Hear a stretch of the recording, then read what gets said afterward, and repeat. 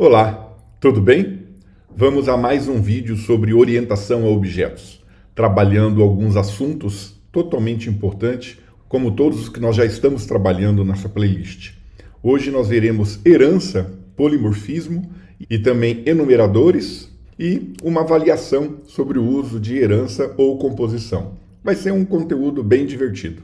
Bora lá? Vamos a uma definição um pouco lúdica antes de chegarmos à parte técnica realmente da orientação a objetos ou qualquer linguagem de programação, porque assim eu acredito que possamos abstrair mais o processo de herança em sua própria definição.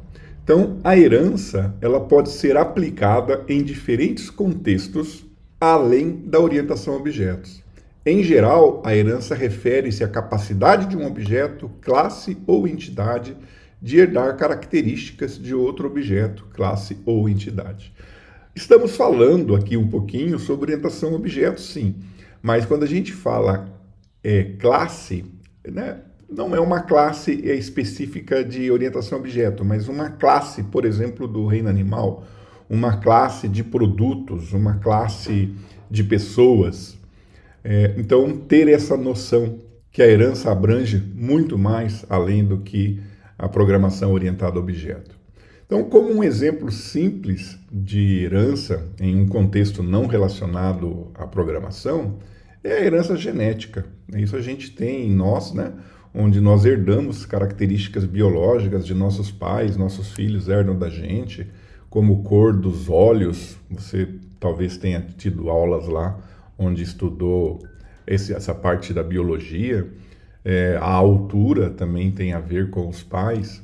Então, a gente pode dizer que os pais são a classe pai, ou classe ancestral, e os filhos são as classes filhas, ou subclasses, que herdam características genéricas da classe pai.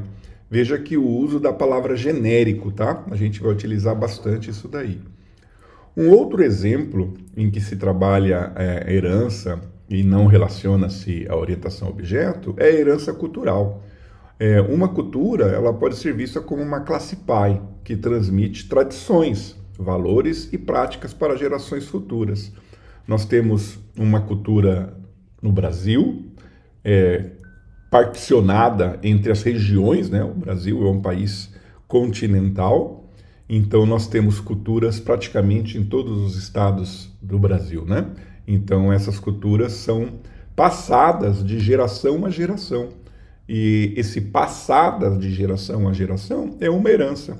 A gente pode dizer que os nossos descendentes vão herdar as nossas culturas. E quando se fala de orientação a objeto, a gente diz que a herança ela permite o compartilhamento de atributos e métodos de outras classes, onde isso busca tornar a programação mais eficiente e modular. Nós vamos chegar lá. Aqui, o slide tem um pouco de conteúdo, né? Está um pouco poluído, mas a ideia é básica. Verifique o desenho. Aqui nós temos o lado mais acima visto como abstrato e o mais abaixo visto como concreto. O abstrato é algo que a gente tem noção, mas não pode usar por si só, porque ele é abstrato. O concreto, como o próprio nome diz, ele já é tangível, já pode ser utilizado, vamos dizer, tocado. E nós temos aqui uma hierarquia de classes. Quando a gente trabalha herança, é muito comum falarmos de hierarquia. Da mesma maneira, nós temos isso na nossa árvore genealógica, onde temos lá os nossos ancestrais chegando até a gente. Então, nessa hierarquia, no lado mais abstrato, a gente tem uma classe chamada transporte. E indo em busca do mundo concreto, nós temos aqui o aquático, que a gente pode dizer é um transporte aquático. Temos o terrestre, que podemos dizer é um transporte terrestre. Temos o aéreo, que podemos dizer que é um transporte aéreo. Aqui no automóvel, a gente pode dizer que o automóvel é um transporte terrestre. Observe que um transporte possui uma capacidade. Então, essa capacidade, todos os que estão abaixo na hierarquia herdarão essa característica. Já o terrestre, além de ter a característica herdada de transporte, ele possui outra característica chamada número de rodas. E quando descemos ao mais concreto, que é o automóvel, ele tem ainda a cor, números de portas e a placa. Nós podemos fazer aqui a seguinte analogia: ninguém usa um transporte sem saber o que ele é. Por exemplo, eu posso usar um carro, eu posso usar um barco, eu posso usar um avião, mas eu não posso usar um terrestre, não posso usar um aéreo, não posso usar um aquático, porque eu não sei qual é o tipo desse transporte aquático, desse transporte aéreo ou desse transporte terrestre.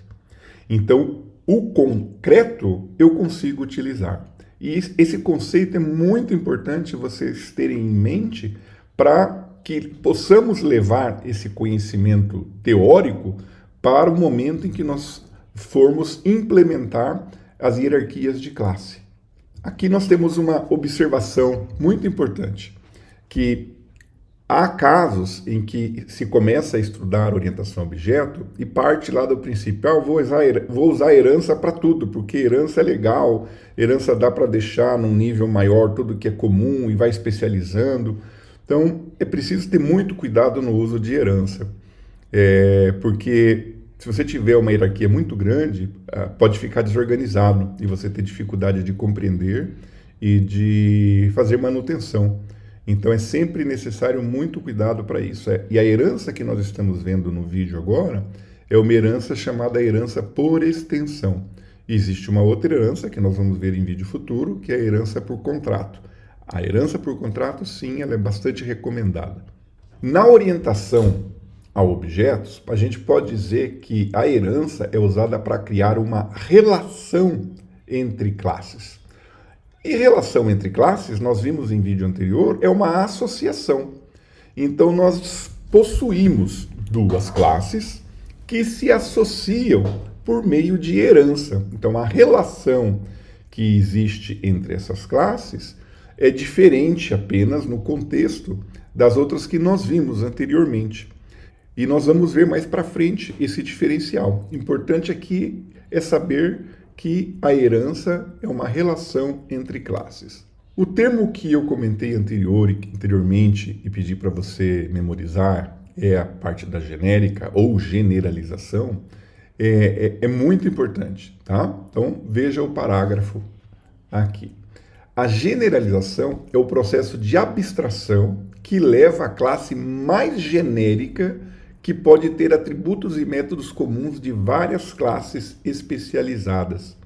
Então, em um mundo onde eu tenho diversas classes, eu faço um levantamento detalhado e vejo o que é comum entre essas classes. E aí eu falo, então eu posso jogar isso para um nível mais genérico. E especializo com uma herança o que for mais particular, mais privado a cada classe. Então, quando eu digo que estou mais próximo do concreto, eu digo que a minha classe é mais especializada. Quando eu estou mais próximo do abstrato, eu digo que a minha classe é mais genérica. Tendo noção de que generalização e especialização são conceitos opostos, mas se complementam. Então, a generalização permite que as classes genéricas, possam ser compartilhadas entre as classes especializadas. É só lembrar da hierarquia anterior, onde nós temos o transporte, e transporte é mais genérica e compartilha as suas características com o mais especializado, que seria aéreo, terrestre e aquático. No contexto de orientação a objeto, a generalização é o processo de criar uma classe pai, é um termo que a gente pode dar também para a classe mais abstrata, mais genérica, e ela pode ser vista também de classe ancestral ou superclasse. Enquanto a especialização é o processo de criar uma classe ou mais classes, né, vamos dizer assim, conhecidas como filhas, como subclasses, como classes especializadas, que são mais específicas e que herdam os atributos e métodos da classe, das classes, pode ser das classes que estão acima dela na hierarquia da herança. Vamos verificar aqui alguns exemplos de herança fora ainda da orientação a objeto. Então verifica lá. Nós temos personagens de contos de fada. Então temos uma família de personagens de contos de fada. Veja que eu estou chamando o conjunto de objetos de família, tá bom? Aonde eu poderia ter, dentro desses contos de fadas, classes de personagens. Poderia ter diversos tipos, veja a palavra tipo. Uma herança, ela tipifica as classes também. É um termo muito importante de você saber. Então, nós podemos ter uma classe personagem, que ela teria de maneira genérica o nome, a idade, o gênero, e poderíamos ter subclasses para cada personagem, como príncipe, princesa, bruxa, fada, e isso permitiria que nós tivéssemos atributos e métodos particulares a essas subclasses. Uma outra família de classes, família de carros. Pode ser criada uma classe carro, com atributos como marca, modelo e ano, e subclasses que, para cada tipo de carro, olha novamente a palavra tipo, como SUV, esportivo, hatch, sedã. E temos ainda uma família de alimentos, comida, que pode ter nome, sabor e preço, subclasses para comida, como pizza, sushi, hambúrguer, sorvete. Poderíamos pensar ainda em relação a alimentos, né?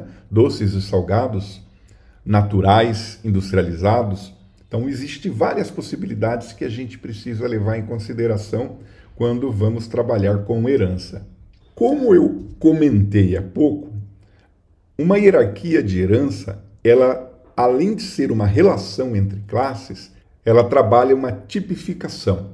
Isso não é muito estranho, porque uma classe é um tipo de dado. A gente já sabe disso. Mas, quando a gente trabalha a herança, essa tipificação fica mais clara. Vamos voltar lá para o transporte. Quando a gente tem uma classe terrestre e a gente tem a classe veículo. A gente diz que veículo é um tipo de transporte terrestre. Então a gente tipifica, quer dizer que aquela classe veículo, ela pode ser chamada também de uma classe terrestre e pode ser chamada também de uma classe transporte, porque está tudo na hierarquia acima dela. E a maioria das linguagens, elas trazem uma ferramenta que podem auxiliar na tipificação de dados e que às vezes pode substituir a herança, porque às vezes você quer usar a herança só para tipificar, e isso não é legal.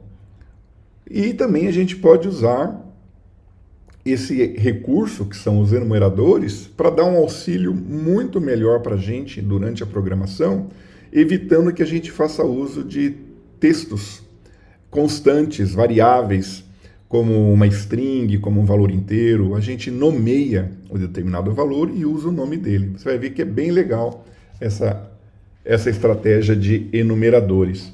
Então aqui um exemplo para uso de enumeradores. Você vai ver que se assemelha à herança e a classes. Então imagine que você é um gerente de uma loja de roupas e precisa saber quais são os tipos de roupa mais vendidos para você poder fazer novos pedidos ao fornecedor. Você poderia fazer uma lista com os tipos de roupa, como camisa, calça, blusa, saia e qualquer outro que tiver. No entanto, essa abordagem pode tornar confusa e trabalhosa se a loja tiver muitos tipos de roupa. Imagina você ter um monte de roupa e você ter que tipificar essas roupas olhando para elas e não tendo nada dentro do seu conjunto de características, algo que a tipifique. Bom? Então, o enumerador, eles vão ser vistos como etiquetas que você pode colocar em cada uma dessa roupa. Então, se você vê lá uma etiqueta, por exemplo, roxa, você pode falar, opa, é camisa. Você vê verde, opa, é calça. Eu estou usando cores para usar como exemplo, mas eu poderia ter 1 sendo camisa, 2 sendo calça. Mas eu não usaria nem roxa e nem 2. Eu usaria camisa, usaria calça. Você vai ver na prática que isso fica bem legal. Veja aqui. Aqui nós temos alguma coisa sobre código já. Então, eu tenho aqui uma palavra reservada chamada enum e estou dando um nome para esse enumerador, tipo roupa. E entre chaves, eu digo quais enumeradores eu estarei criando. Estou criando camisa, calça, blusa e saia. Aqui o calça está em cedilha, mas foi erro meu na hora de fazer o slide, tá bom? Normalmente a gente não usa caracteres especiais para nomear artefatos. Então, nesse exemplo, o enumerador tipo roupa está definindo 4 constantes nomeadas: camisa, calça, blusa e saia. Cada uma dessas constantes representa um valor inteiro, que é automaticamente atribuído pelo compilador. O compilador vai transformar esse nome em um valor inteiro. E se a gente não especifica um valor, o primeiro é 0, ou seja, camisa seria 0 e saia seria 3, que seria em ordem crescente. Porém, eu posso mudar isso, eu posso definir o valor que eu quero atribuir para cada enumerador, como está aqui. E aí eu quero declarar uma variável do tipo desse enumerador. Então eu coloco aqui uma instrução, onde eu digo o tipo de dado, o nome da variável e o que ela recebe. Então aqui a variável tipo vai ter o valor tipo roupa camisa. Nesse exemplo aqui, ela teria o valor 1 inteiro. Mas a gente não tem que se preocupar com o valor inteiro. A gente só precisa saber que ela vai ser igual à camisa.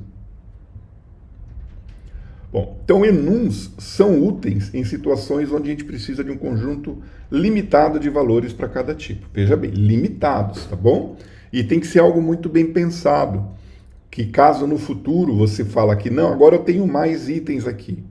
Então você não pode colocar eles antes, no meio, porque eles têm valores. E quando você for persistir isso num banco, talvez você persista o valor numérico dele, né?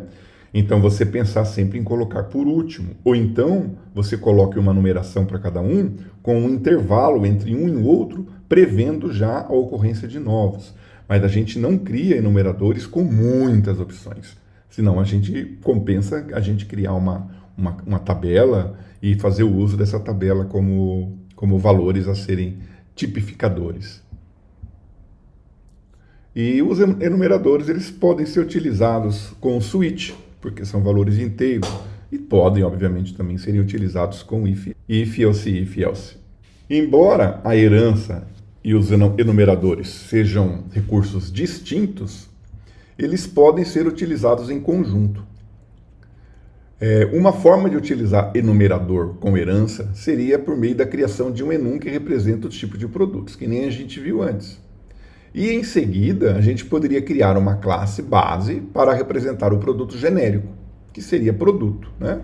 Ele teria nome, descrição e preço. E a partir da classe base, a gente poderia criar uma subclasse para cada enumerador que a gente tem aqui. Então a gente poderia dizer que o enum tipo roupa seria utilizado como um tipo de dado para definir o tipo de roupa em uma instância da classe produto, ou seja, em um objeto da classe produto. Mas nós veremos mais para frente que um objeto ele consegue saber qual é a sua classe, que classe o instanciou, e se ele é de uma hierarquia de classe, ele consegue saber quais os tipos que eles são. Veja aqui agora o código para um exemplo de herança. Nós temos aqui produto, temos propriedades públicas na classe produto, temos aqui vestuário, observe aqui a extensão para produto, e em Dart nós usamos extends. Vestuário tem dele, a classe vestuário tem privado a ela tamanho e cor, mas ela herdou de produto nome e preço.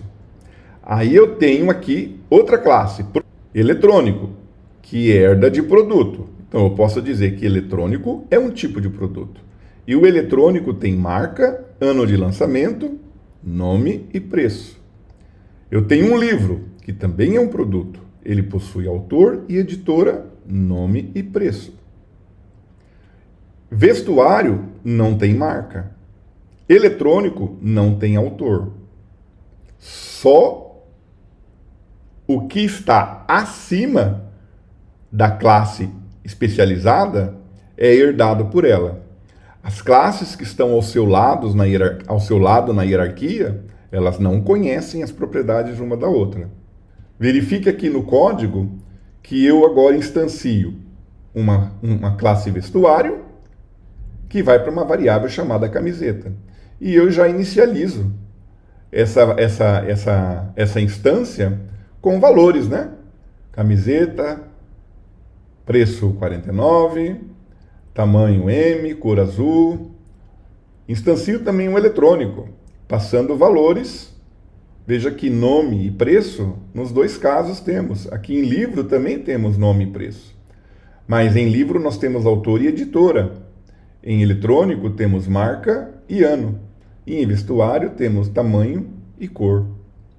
É muito importante que você tenha noção disso daqui. Se você tiver alguma dúvida, alguma dificuldade, veja de novo, leia, procure abstrair bastante.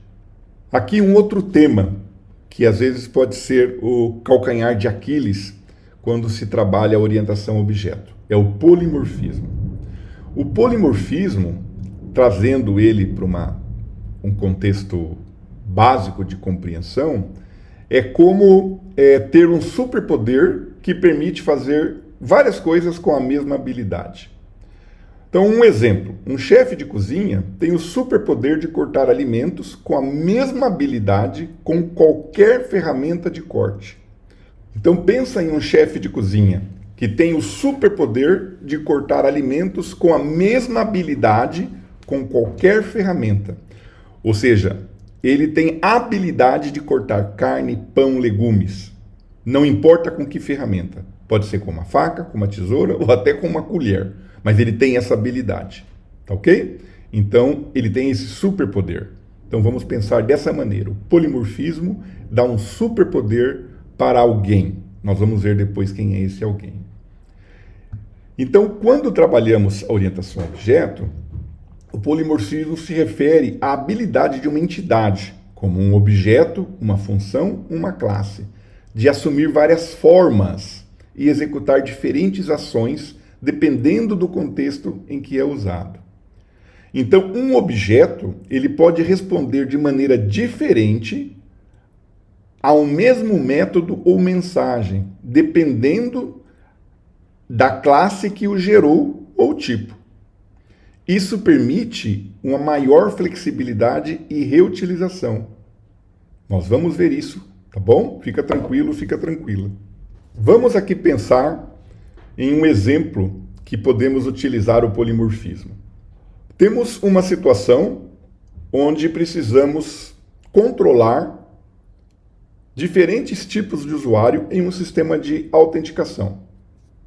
Então, a gente vai ter uma classe que está numa hierarquia mais próxima do abstrato. Então, essa classe ela pode ser chamada de abstrata.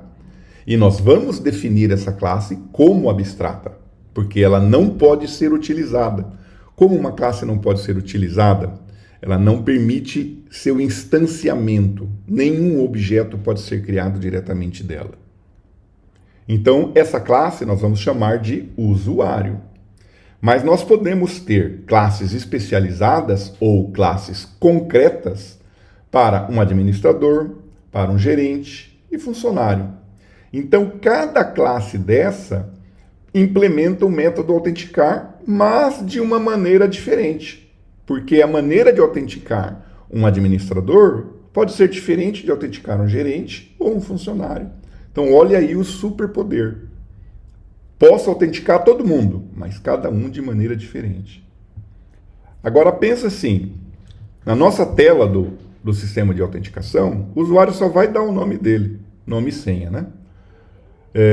A gente não sabe o tipo dele. Então, a gente não sabe como vai autenticar ele. Já com o polimorfismo, a gente vai tratar um gerente, um administrador ou um funcionário como usuário. A gente não vai tratar ele de maneira especializada. A gente vai tratar ele da maneira mais abstrata. Todos eles são usuários. E o usuário, ele vai ter dentro dele um método autenticar. Só que como o usuário é uma classe abstrata, esse método autenticar que está dentro dessa classe também vai ser, nesse exemplo, um método abstrato, um método que não faz nada. Mas as subclasses da classe usuário, para se tornarem concretas, elas precisam implementar tudo que é abstrato da classe genérica acima dela. Então, quando eu implementar um administrador, ele vai ter o método autenticar, mas ele vai ter que implementar o que esse método autenticar executa. O mesmo para o gerente. O gerente vai ter que implementar um método autenticar de acordo com a sua especificidade. E o mesmo para o funcionário. O funcionário implementa o autenticar da maneira que a autenticação de funcionário deve ser. Verifique aqui a situação. Eu defino uma variável chamada meu usuário e tipifico ela de usuário, mas eu instancio administrador. E logo depois eu chamo o método autenticar da variável meu usuário.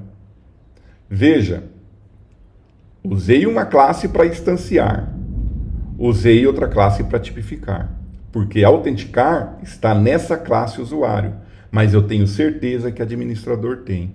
E quando eu chamar esse autenticar, eu estou chamando o autenticar que existe dentro de administrador. Parece bagunçado, né? Mas isso é lindo, tá bom? Você logo vai estar dominando isso.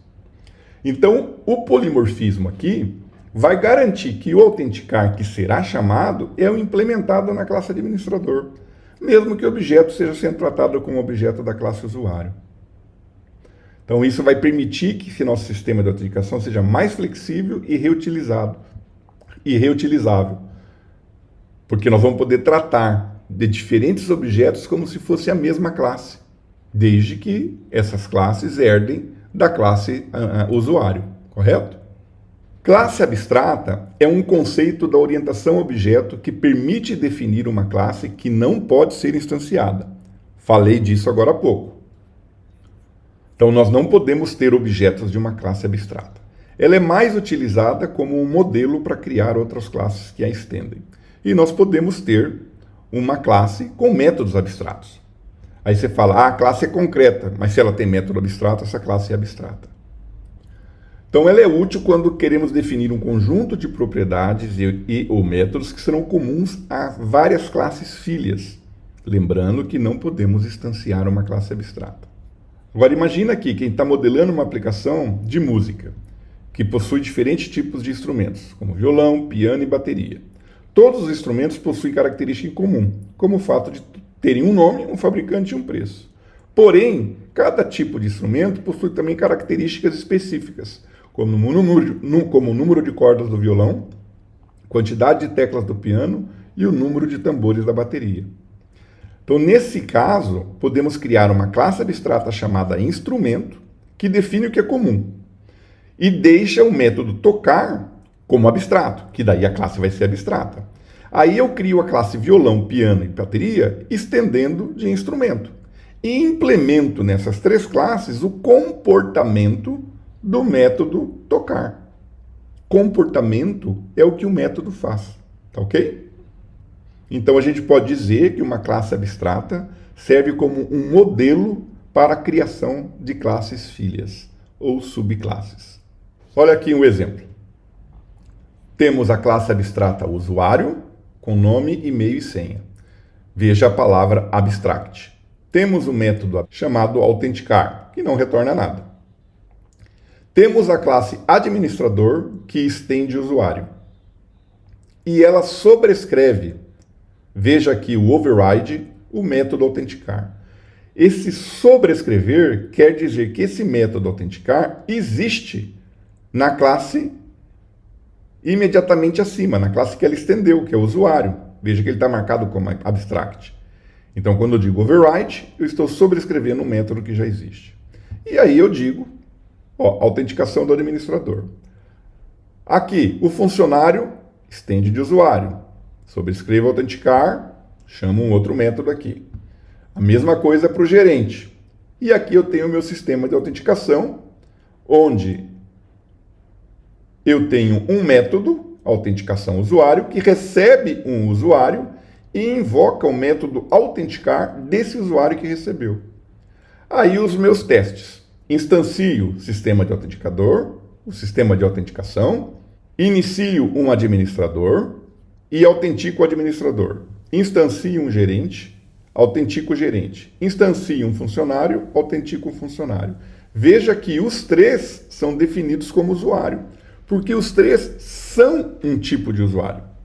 Então, na hora que eu invocar autenticar o usuário do funcionário, ele vai chamar esse método aqui, autenticando o usuário. Quando eu chamar do administrador, vai ser autenticando o administrador.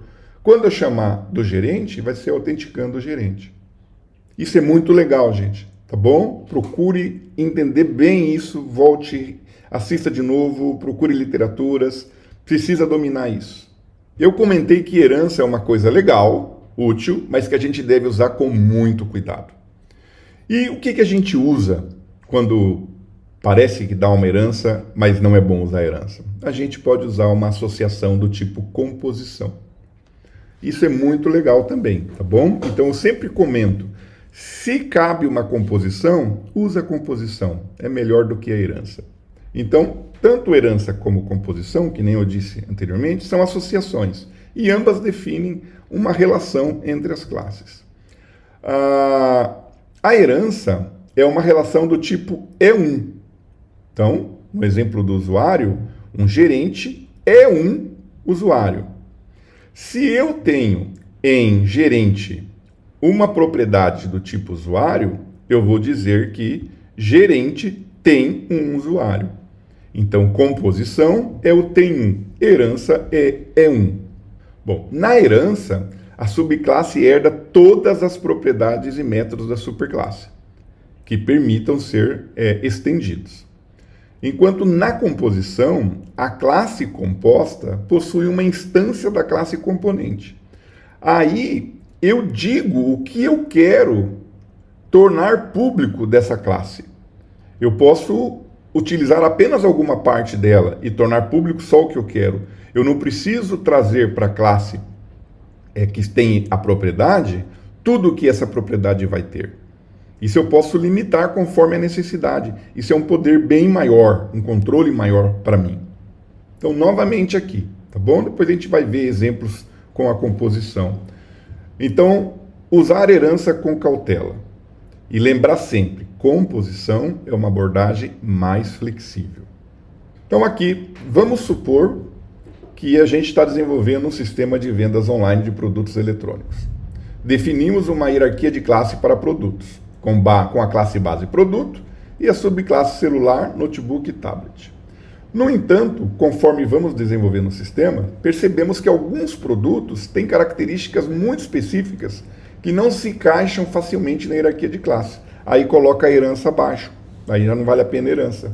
Então aqui tem um exemplo. Alguns notebooks têm tela sensível ao toque, enquanto outros não têm. Além disso, podemos perceber que alguns produtos têm funcionalidades extras que não estão diretamente relacionadas ao tipo do produto, como garantia estendida e suporte técnico. Nesse caso, seria mais utilizar a composição ao invés de herança. Em vez de termos uma hierarquia de classe rígida, podemos criar classes separadas para as características específicas e extras dos produtos. Poderíamos ter uma classe tela sensível ao toque, uma classe garantia estendida e uma classe suporte técnico. E compor os produtos com essas classes extras. Faríamos composição. Então, teríamos mais flexibilidade para lidar com características específicas de cada produto e as funcionalidades extras que ofereceremos, sem precisar poluir a nossa hierarquia de classes. Veja aqui o exemplo. Nossa classe abstrata produto. Nome e preço. Construtor. Tenho aqui agora o método. Ele tem comportamento. Então, esse método pode ou não ser sobrescrito. Ele não é obrigatório ser sobrescrito. Então, eu tenho aqui agora notebook, estendendo de produto. tem uma propriedade tela do tipo da classe tela. E eu digo que no construtor eu recebo o nome, o preço e a tela. E aqui eu estou chamando o construtor da classe base, mandando o nome e o preço. O construtor da classe base, a nossa classe base é produto. O construtor dela é esse daqui. Então verifica aqui da superclasse, eu posso invocar o construtor da superclasse e utilizar o código que está lá. Eu não preciso atribuir os valores aqui. Eu deixo a responsabilidade lá com ele. Reutilização de código. E aqui eu sobrescrevo o meu método de descrição. Eu uso o override aqui também. Se eu não utilizo o override, ele vai mostrar só nome e preço. Mas como eu estou sobrescrevendo o método de descrição, ele vai mostrar o nome, preço e a descrição da tela também. Eu quis aqui um método diferente para descrição. Usamos a classe tela, agora há pouco. Vamos ver ela aqui, ó. Classe tela, propriedade tamanho e touchscreen, o construtor dela. Aqui a descrição. Aqui eu tenho a classe garantia estendida, com o preço, construtor e a descrição. Veja que a descrição aqui e aqui não tem nada a ver com a descrição de produto, tá? Elas não fazem parte da hierarquia. E eu tenho aqui o suporte técnico da mesma maneira. Horas, preço hora, construtor e o método de descrição deles. De novo, não tem nada a ver com hierarquia. São classes que serão utilizadas em uma composição. E aqui um desafio para poder trabalhar tudo isso que a gente viu agora. Não é pouca coisa, tá bom? Bora lá divertir?